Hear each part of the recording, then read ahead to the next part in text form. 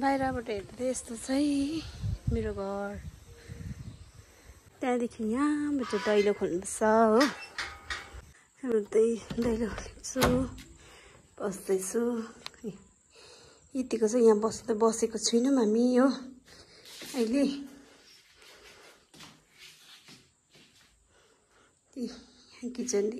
किरणले के लेख्दै थियो भने अहिले चाहिँ यस्तोको छ हाम्रो बिहामा उठेको गिफ्ट। यस्तो यो पनि गिफ्ट हो। रुम यस्तो छ। अहिले हामी कोही पनि यहाँ बसेको छैनौँ नि त।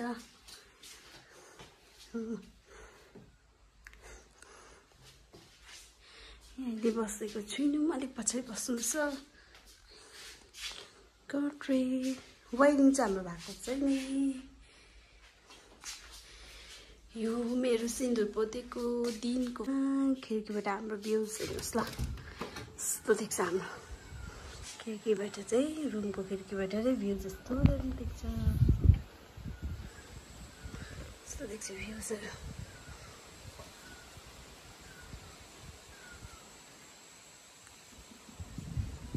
तपाईँहरूलाई मन पऱ्यो कि परेन? हाम्रो अर्को रुम हो। म्याट सक्छौँ कि